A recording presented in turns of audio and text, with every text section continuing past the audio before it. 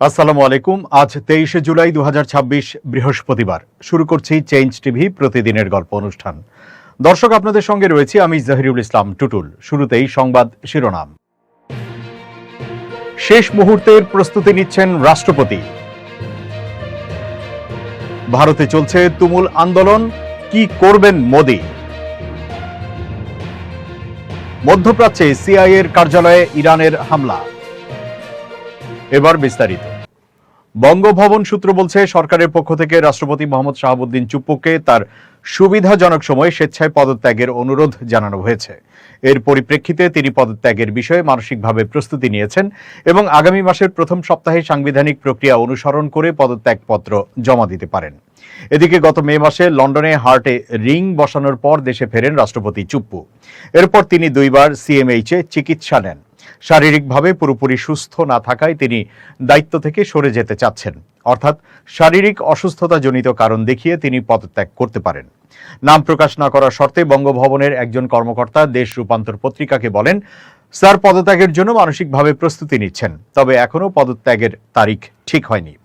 আগামী মাসের প্রথম সপ্তাহেই পদত্যাগপত্র যথাযথ প্রক্রিয়ায় জমা দেবেন। আমরা এখন ব্যাগ গোছাচ্ছি। রাষ্ট্রপতি পদত্যাগ করলে সংবিধান অনুযায়ী নতুন রাষ্ট্রপতি নির্বাচনের উদ্যোগ নেওয়া হবে। সংসদে সংখ্যাগরিষ্ঠ দলের সমর্থিত প্রার্থী নির্বাচিত হওয়ার সম্ভাবনা বেশি। তবে এ বিষয়ে এখনো সরকার বা বিএনপির পক্ষ থেকে আনুষ্ঠানিক কোনো ঘোষণা দেওয়া হয়নি। আওয়ামী লীগ সরকারের সময়ে রাষ্ট্রপতি মোহাম্মদ শাহাবুদ্দিন 2023 সালের 13 ফেব্রুয়ারি দেশের 22তম রাষ্ট্রপতি হিসেবে নির্বাচিত হন। ওই বছরের 24 এপ্রিল তিনি রাষ্ট্রপতির দায়িত্বভার গ্রহণ করেন। এরপর 2024 সালের 5 আগস্ট ছাত্র জনতার গণ অভ্যুত্থানে তৎকালীন প্রধানমন্ত্রী শেখ হাসিনা পদত্যাগ করে দেশ ছাড়েন। উদ্ভূত পরিস্থিতিতে রাষ্ট্রপতি সাংবিধানিক শূন্যতা পূরণ, রাজনৈতিক সংকট নিরসন এবং অন্তর্বর্তী সরকার গঠনে অভিভাবকত্ব প্রদানে গুরুত্বপূর্ণ ভূমিকা পালন করেন। ছাত্র জনতার গণ আন্দোলনের মুখে প্রধানমন্ত্রী দেশ ছেড়ে চলে যাওয়ার পর রাজনৈতিক দল, সুশীল সমাজ ও ছাত্র প্রতিনিধিদের সঙ্গে আলোচনার মাধ্যমে তিনি অন্তর্বর্তী সরকার গঠন করেন এবং নতুন সরকারকে শপথ পাঠ করান। এবার পড়শির খবর। ভারতের রাজধানী দিল্লির যন্তর মন্তরে ককরোচ জনতা পার্টির চলমান বিক্ষোভকে ঘিরে উত্তেজনা বাড়ছে। পরিস্থিতি নিয়ন্ত্রণে সেখানে বিপুল সংখ্যক পুলিশ সদস্য মোতায়েন করা হয়েছে। একই সঙ্গে বিক্ষোভস্থলে ইন্টারনেট সেবা বন্ধ করে দেওয়া হয়েছে বলে জানিয়েছে আন্দোলনকারীরা। এতে বিক্ষোভকারীদের সরিয়ে দিতে আইনশৃঙ্খলা রক্ষাকারী বাহিনী শক্তি প্রয়োগ করতে পারে, এমন আশঙ্কাও তৈরি হয়েছে। ভারতীয় সংবাদ মাধ্যম এনডিটিভির প্রতিবেদনে বলা হয়েছে, যন্তর মন্তরের আইন শৃঙ্খলা পরিস্থিতি নিয়ন্ত্রণে রাখতে পুলিশের একটি বড় দল সেখানে মোতায়েন করা হয়েছে। বিক্ষোভস্থল ও আশপাশের এলাকায় নিরাপত্তা ব্যবস্থা জোরদার করা হয়েছে। পুলিশের দাবি, বুধবার রাতে তাদের এক ঊর্ধ্বতন কর্মকর্তাকে লক্ষ্য করে কিছু দুষ্কৃতকারী পাথর ও বোতল ছুড়ে মারে। এ ঘটনায় যন্তর মন্তর এলাকায় সাময়িকভাবে উত্তেজনা ছড়িয়ে পড়লেও পরে পরিস্থিতি নিয়ন্ত্রণে আসে। তবে বিক্ষোভকারীদের সংগঠন সিজেপির দাবি, যন্তর মন্তর এলাকায় ইন্টারনেট সেবা বন্ধ করে দেওয়া হয়েছে। এর পরিপ্রেক্ষিতে সংগঠনটির নেতারা আশঙ্কা প্রকাশ করেছেন, আন্দোলনকারীদের ওপর নতুন করে কোনো ধরনের অভিযান বা বল প্রয়োগের প্রস্তুতি নেওয়া হচ্ছে কিনা।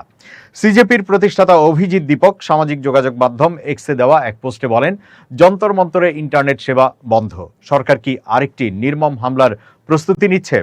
অন্য একটি পোস্টে তিনি পুলিশ ও নিরাপত্তা বাহিনীর সদস্যদের প্রতি বিক্ষোভকারীদের ওপর কোনো ধরনের শক্তি প্রয়োগ না করার আহ্বান জানান।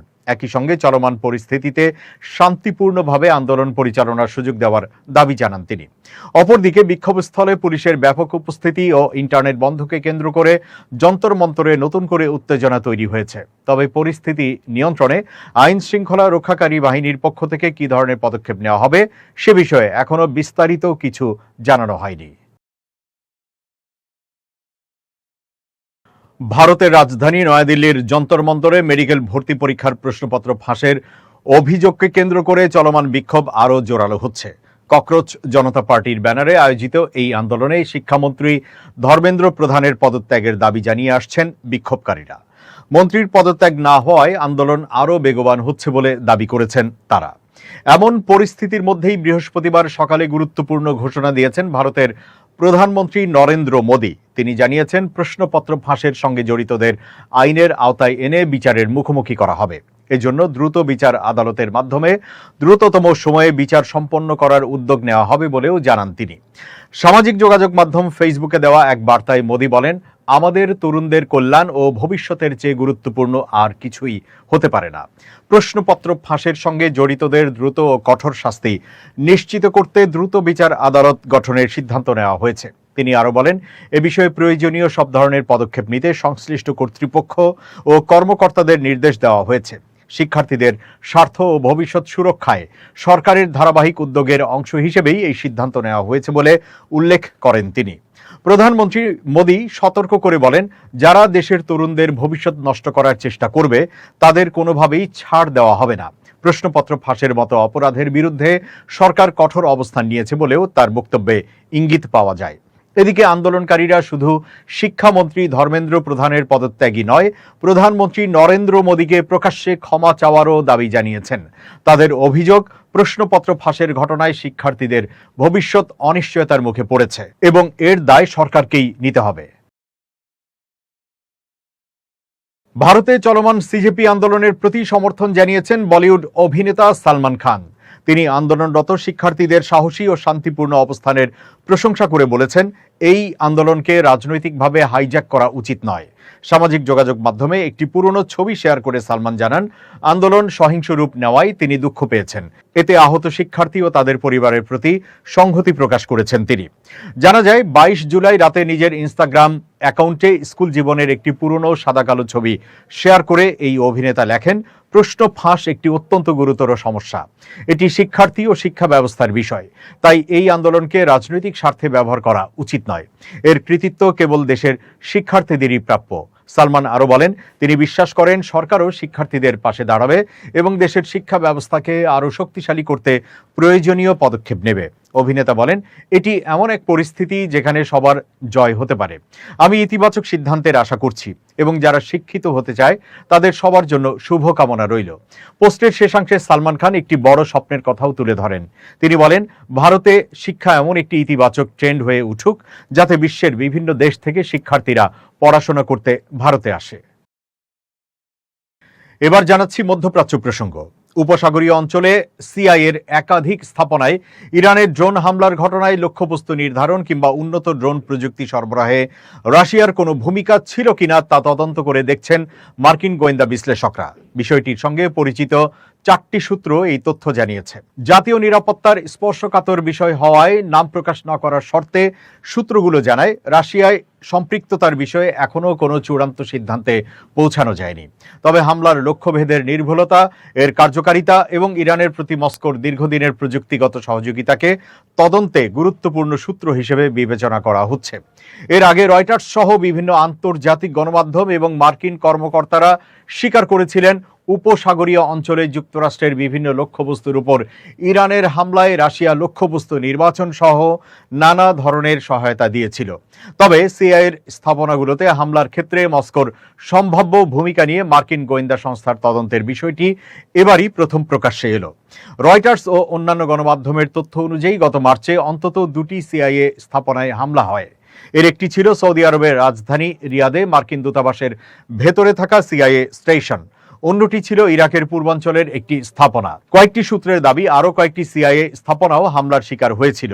তবে নিরাপত্তাজনিত কারণে সেগুলোর অবস্থান বা বিস্তারিত তথ্য প্রকাশ করা হয়নি। একটি পশ্চিমা গোয়েন্দা সংস্থার অভ্যন্তরীণ নথিতে আঞ্চলিক সিআইএ স্থাপনাগুলোকে লক্ষ্যবস্তু করতে রাশিয়ার সম্ভাব্য ভূমিকার কথা উল্লেখ করা হয়েছে বলে জানিয়েছেন নথিটি দেখা এক আঞ্চলিক কর্মকর্তা। এছাড়া গোয়েন্দা প্রতিবেদনের বিষয়ে অবগত উপসাগরীয় অঞ্চলের 2 পশ্চিমা কর্মকর্তা জানান, সৌদিতে হামলায় রাশিয়ার প্রযুক্তিতে উন্নত করা ইরানের 2টি শাহেদ ড্রোন ব্যবহার করা হয়েছিল বলে বিশ্লেষকদের ধারণা। তাদের ভাষ্য অনুযায়ী প্রথম ড্রোনটি দূতাবাস ভবনের বাইরের দেয়ালের তুলনামূলক দুর্বল অংশে আঘাত করে বড় একটি ছিদ্র সৃষ্টি করে। এরপর দ্বিতীয় ড্রোনটি সেই ছিদ্র দিয়ে ভেতরে প্রবেশ করে বিস্ফোরিত হয়। তবে এই ঘটনায় কেউ নিহত বা আহত হয়নি। বিশ্লেষকদের মতে ইরানকে রাশিয়ার প্রযুক্তিগত সহায়তা নতুন কিছু নয়। তবে সিআইএর মতো অত্যন্ত সংবেদনশীল স্থাপনাকে লক্ষ্যবস্তু করতে সহায়তা করা হয়ে থাকলে সেটি যুক্তরাষ্ট্রের কার্যক্রম ব্যাহত করতে মস্কোর আরও প্রত্যক্ষ ভূমিকার ইঙ্গিত দিতে পারে, বিশেষ করে এমন সময়ে যখন ওয়াশিংটন ইরানের সঙ্গে চলমান যুদ্ধের অবসান ঘটানোর চেষ্টা করছে। সূত্রগুলোর দাবি, রাশিয়া ইরানের শাহেদ ড্রোনের লক্ষ্যভেদ সক্ষমতা উন্নত করতে সহায়তা করেছে। তাদের ধারণা, রিয়াদের হামলায় ওই উন্নত সংস্করণের ড্রোনই ব্যবহার করা হয়েছিল। আরেকটি সূত্র জানায়, রাশিয়া ইরানকে কমেটা এম নামে একটি স্যাটেলাইট নেভিগেশন ব্যবস্থা দিয়েছে, যা শাহেদ 136 ড্রোনের নির্ভুলতা উল্লেখযোগ্যভাবে বাড়িয়েছে। বিশেষজ্ঞদের মতে এই প্রযুক্তি ইরানের নিজস্ব ব্যবস্থার তুলনায় অনেক বেশি নির্ভুল এবং ইলেকট্রনিক জ্যামিং মোকাবেলায়ও কার্যকর। গত মার্চে দ্য ওয়াল স্ট্রিট জার্নাল প্রথম এই তথ্য প্রকাশ করলেও ক্রেমলিন সেটিকে ভুয়া খবর বলে প্রত্যাখ্যান করেছিল।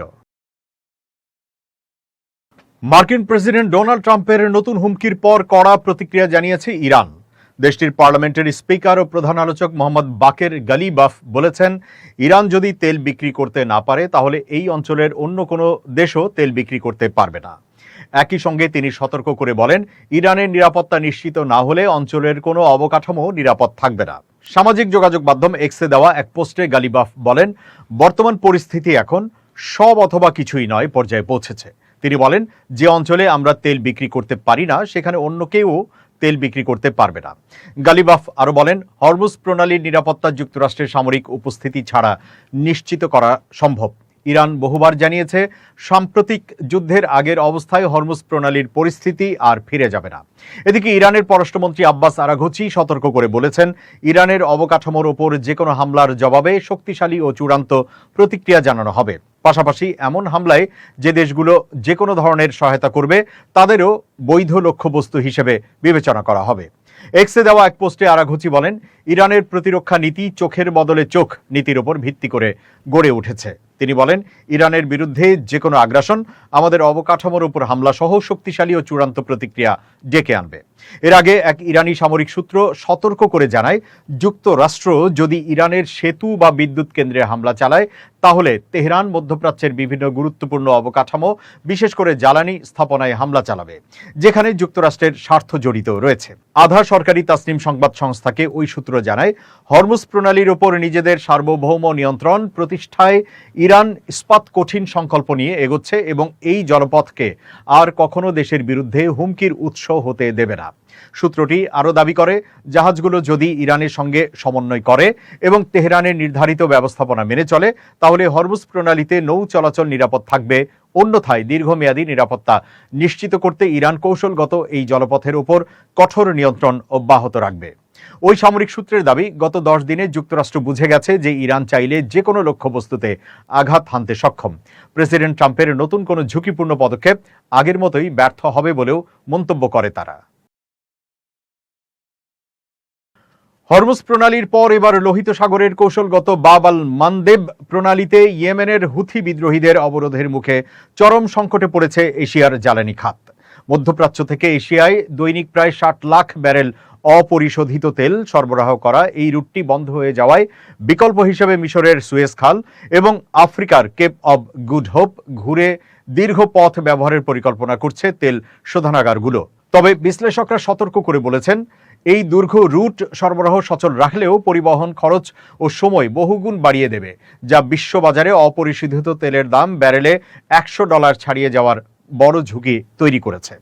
জাহাজ চলাচলের উপর নজর রাখা প্রতিষ্ঠান কেপলারের তথ্য অনুযায়ী সৌদি আরবের ইয়ানবু বন্দর থেকে এশিয়ার উদ্দেশ্যে রওনা দেওয়া প্রায় 28 লাখ ব্যারেল তেলবাহী দুটি ট্যাঙ্কার রোডোস ও জিন লং ইয়াং বাব আল মানদেবের দিকে না গিয়ে লোহিত সাগরে গতিপথ পরিবর্তন করেছে। এটি স্পষ্ট প্রমাণ যে হুথিদের ঘোষিত নৌ অবরোধের প্রভাব এখন সরাসরি সৌদি জ্বালানি রপ্তানিতে পড়তে শুরু করেছে। যুক্তরাষ্ট্র, ইসরায়েল ও ইরানের চলমান সংঘাতের কারণে হরমুজ প্রণালী দিয়ে জাহাজ চলাচল আগেই স্থবির হয়ে পড়েছিল। সেই ধাক্কা সামলাতে সৌদি আরব পাইপলাইনের মাধ্যমে তেল লোহিত সাগরের উপকূলীয় ইয়ানবু বন্দরে পাঠাচ্ছিল। সেখান থেকেই চলছিল রপ্তানি। গত জুনেই ইয়ানবু দিয়ে প্রতিদিন গড়ে 41 লাখ ব্যারেল তেল রপ্তানি করা হয়। কিন্তু সোমবার হুথিরা সৌদি বন্দরের উপর অবরোধের ঘোষণা দিলে এই বিকল্প রুটটিও নিরাপত্তার মুখে পড়ে। বর্তমানে বাব আল মানদেব দিয়ে এশিয়ায় যে তেল পৌঁছায় তার 2/3 আসে সৌদি আরব থেকে এবং বাকি অংশ রাশিয়ার। শিপিং তথ্য বিশ্লেষণ করে দেখা গেছে, এই সংকটে সবচেয়ে বেশি ঝুঁকিতে রয়েছে ভারত। দেশটি তার মোট কাঁচা তেল আমদানির অর্ধেকের বেশি বাব আল মানদেব এবং প্রায় অর্ধেক অংশ হরমুজ প্রণালী দিয়ে আনে। এছাড়া পাকিস্তান 36%, ফিলিপাইন 37%, দক্ষিণ কোরিয়া 31%, জাপান 28% ও চীন 19% এই রুটের উপর ব্যাপকভাবে নির্ভরশীল। সংকট সমাধানে এশীয় রিফাইনারিগুলো বিকল্প হিসেবে সুয়েজ খাল ও আফ্রিকা মহাদেশ ঘুরে তেল পরিবহনের পথ খুঁজছে। তবে এটি সমাধান তৈরি করলেও ডেকে আনবে বড় ধরনের লজিস্টিক জটিলতা। কেপলারের হিসাব মতে ইয়ানবু থেকে সুয়েজ খাল ও আফ্রিকা ঘুরে দক্ষিণ কোরিয়ায় তেল পৌঁছাতে সাধারণত 24 দিন সময় লাগলেও নতুন রুটে লাগবে প্রায় 54 দিন। তাছাড়া সৌদি আরব থেকে তেল পরিবহন সচরাচর ব্যবহৃত অতি বৃহৎ VLCC শ্রেণীর ট্যাঙ্কারগুলো পূর্ণ অবস্থায় সুয়েজ খালের গভীরতা অতিক্রম করতে পারে না। ফলে বন্দরে গিয়ে ছোট জাহাজে তেল খালাস বা সুয়েজ পাইপলাইন ব্যবহারের প্রয়োজন হবে, যা সময় ও খরচ দুটি বাড়িয়ে দেবে। জ্বালানি বিশ্লেষকদের মতে রাশিয়ার নিজস্ব সীমাবদ্ধতা এবং যুক্তরাষ্ট্রের বিশ্বব্যাপী তেলের চাহিদার বিশাল অংশ সরবরাহের সামর্থ্য না থাকায় এশিয়ার জন্য নতুন উৎস খুঁজে পাওয়াও কঠিন। ফলে বাব আল মানদেব ও হরমুজ প্রণালী দীর্ঘদিন অবরুদ্ধ থাকলে বিশ্বজুড়ে জাহাজ ভাড়া বৃদ্ধি, জ্বালানির চরম ঘাটতি এবং এশিয়া সহ বিশ্ববাজারে বড় ধরনের মূল্যস্ফীতির ঢেউ আছড়ে পড়তে পারে। এবার খুব জরুরি 1 মিনিট জানাচ্ছেন ইউনেস্কো ক্লাব জার্নালিজম অ্যাওয়ার্ড বিজয়ী আমিরুল মোমিনীর মালিক। খুব জরুরি 1 মিনিটে প্রত্যেককে আমন্ত্রণ। প্রিয় দর্শক, আমাদের যে কোনো প্রাতিষ্ঠানিক অথবা সংগঠনের ক্ষেত্রে হোক না কেন, আমরা তোষামোদী এবং আনুগত্যের তফাৎ করতে পারি না। এ কারণেই বিশ্বাসঘাতকদের আমরা চিহ্নিত করতে পারি না। কোনটা তোষামোদী এবং কোনটা আনুগত্য সেটা অবশ্যই বিবেচনা করা উচিত। যেটা অতিরিক্ত, অতিরঞ্জিত, যেটা কেবলমাত্র আপনাকে সন্তুষ্ট করবার জন্যে, খুশি করবার জন্যে কেউ করেন, সেটাই হচ্ছে তোষামোদী। আর যেটা বাস্তবসম্মত, যেটার যোগ্য আপনি, সেটা হচ্ছে আনুগত্য। সুতরাং বিশ্বাসঘাতকদের চিহ্নিত করতে হলে, তাদের সম্পর্কে বুঝতে হলে অবশ্যই এ দুটো বিষয়ের ধারণা আপনাকে রাখতে হবে। একটা হচ্ছে আনুগত্য, অন্যটি হচ্ছে তোষামোদী। সবাই ভালো থাকবেন, শুভেচ্ছা নিরন্তর। দর্শক, শেষ করছি চেঞ্জ টিভির প্রতিদিনের গল্প অনুষ্ঠান changetv.press, বাংলাদেশের ইউটিউব জার্নালিজমের অগ্রদূত। ভিজিট করুন এর ওয়েবসাইট www.changetv.press, youtube.com/changetvpress এবং সাবস্ক্রাইব করুন চ্যানেলটি। নিয়মিত লাইক, কমেন্ট ও শেয়ার করে আপডেট রাখুন নিজেকে। ভালো থাকুন, নিরাপদে থাকুন, শুভেচ্ছা নিরন্তর। changetv.press, এক ফোঁটা হলুদও নেই।